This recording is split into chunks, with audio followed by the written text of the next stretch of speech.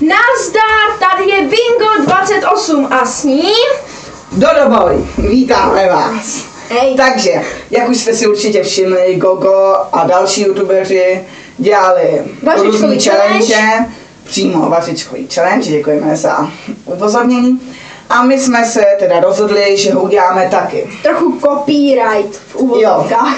Přesně tak. Co na to potřebujete? Dobrou náladu, vařečku. Pevnej zadek. To taky. Takže, vařečku. A spoustu otázek. Jo, otázky, hlavně otázky. Já si to tak, že pokládáte tomu druhému otázku. A když prostě on neuhadne, tak ho majznete vařečkou před zadek. A nebo když jakoby odpoví, ale špatně, tak ho taky majznete. A má na to 5 sekund, na to odpovídání. A takže to. Jo, už jsme zkoušeli. Dáme si teď kámenušky, papír, teď nevadí, o tom bude začínat. Kámenušky, papír, teď. Kámenušky, papír, teď. Kámenušky, papír, teď. Začínám já. Zase? Jo. Takže, moje první otázka se týká o škole, nebo prostě o tom, co jsme se učili. Vyjmenuj mi první česky psanou kroniku.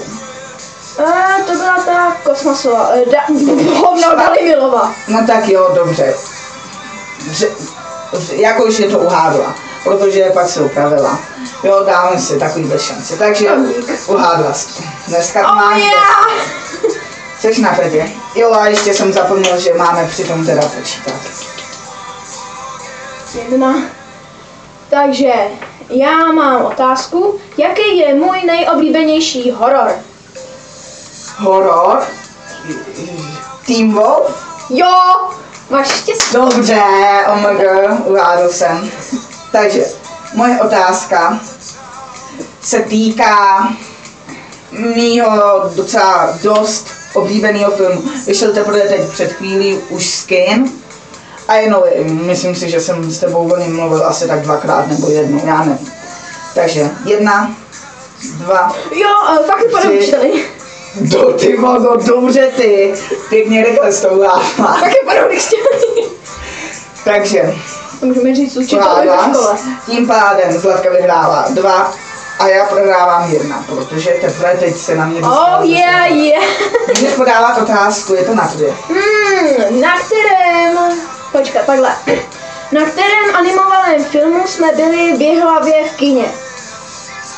Ještě plus Jaga.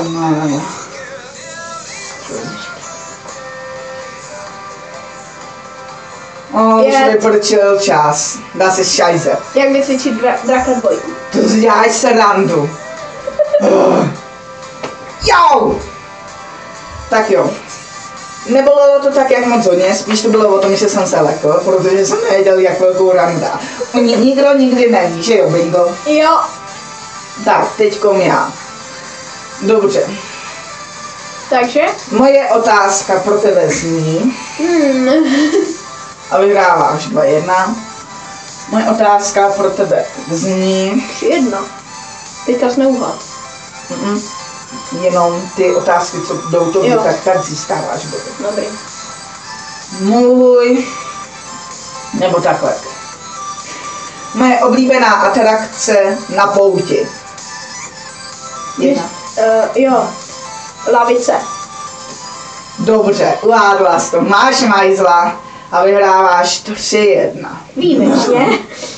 A osobní otázka, moje oblíbená barva? Modrá? Jo. Dobře já, tak jo, konečně další bod. Už se začínáme vyrovnávat, je to 3-2. Moje otázka pro tebe zní. Když jsem byl jakoby mladší, tak co bylo moje nejoblíbenější zvíře? Klokan. Bingo.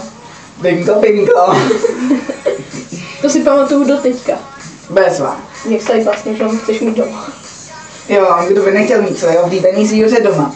Taky si říkám. Vyhráváš 5-1, tím pádem ty už doštáhla 5 bodů a vyhráváš celý challenge. Gratuluju. Děkuju.